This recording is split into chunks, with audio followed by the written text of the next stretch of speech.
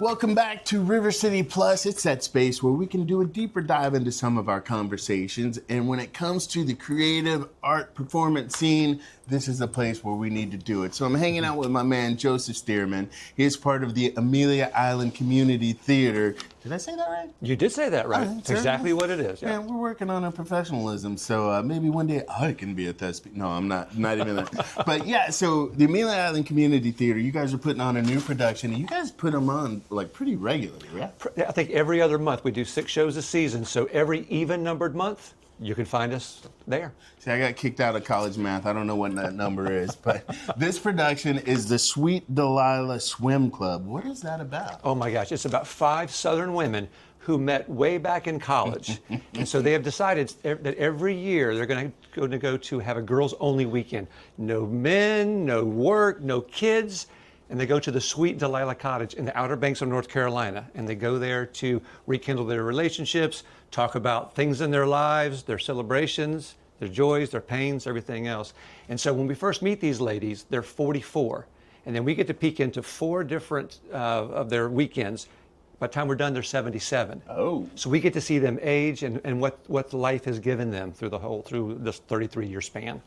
All right, so bump the story. Let's go to the technical aspect of what you guys are doing, because when you're talking about you're aging these women throughout the years, I mean, that means your makeup department has got to be on point. They are. And not only that, but also our wig people, out of control. But more than that, really, it's the voice and the mannerisms that really sell the aging process. And these actresses have worked so hard to do that. And if you come see this show, you're definitely going to see 44-year-old ladies, and by the time it's over, you're going to see little old granny at 77.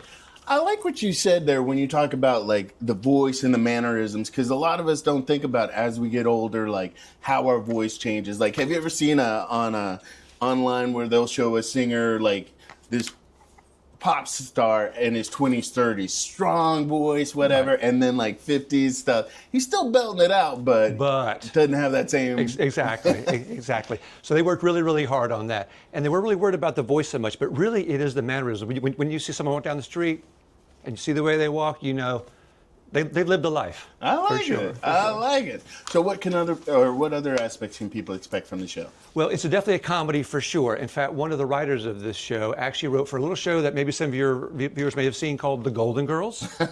Oh, for real? Yes. Jana would be so mad. She's like, what? Yeah, for sure. So it is a comedy, but do we pull at the heartstrings?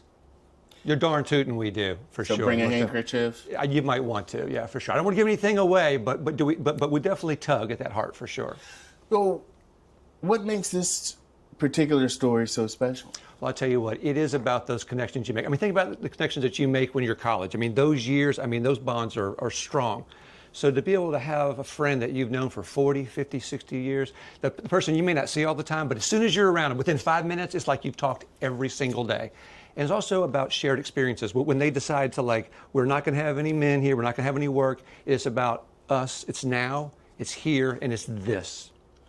We need that right now. There's so many distractions in the world. We just need to stop and breathe and just enjoy the people that we love. Let's talk about the cast. So, cast locals. Yes, yep, absolutely. And the neat thing about this, Rance, is that we're a community theater, obviously, with Amelia Community Theatre, which is a beautiful theater. If you haven't come to see it, it's amazing. We have 3 veterans on there. We have 2 actors who have never been on stage before. And so as a director, for me to make that call to say, I see something in you, come on, join in this. And these women have bonded together so organically that when you watch the show and you come to meet them afterwards, you're going to say, how long have you known each other?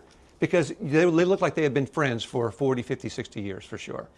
So when it comes to the Amelia Island Community Theatre, you guys are offering opportunities to anybody who really wants to... Oh, my gosh, absolutely, absolutely. You just need to be brave enough to be able to walk up on that stage and be able to put out what you have there and have somebody recognize that. And I definitely did in these 2 ladies. There's something about them when they came in and the characters that I were casting that I saw part of that in each of them.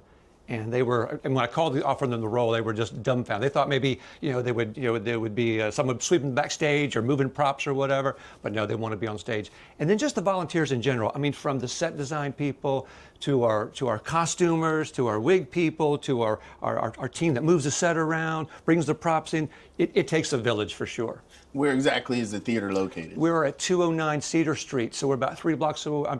3 blocks away from Center Street there in Amelia Island, and that's right where the Shrimp Fest is. Yeah. So a lot of people come, they'll park at the theater, they'll take a little two block walk. There's all those beautiful shops and restaurants right there. Grab a little something to eat, maybe have a drink or two, walk back to the theater and enjoy the show. I'm not gonna lie, I have spent some quality time in Amelia. There's good eats and drinks. Yes, good for time. Sure, for sure. When's the run? It's going to start August 8th, so this Friday, and it ends the 23rd. So we've got 10 shows. Thursday, Friday, Saturday, Sunday. There's a couple matinees in there, so if you want to make that drive up there, maybe come early, have a little brunch, see the show, and get back before the sun goes down. Marketing, people. If they want to get those tickets or find out more information, even if it's not necessarily for this show, but maybe they want to get into acting or they want to volunteer, how... There's a website called AmeliaCommunityTheater.org, and everything is there. It's really, really laid out really nicely. There's a number to call. There's a link for box office tickets, so on and so forth. But also there's a space in there for auditions, so if you think you want to be on stage, come on.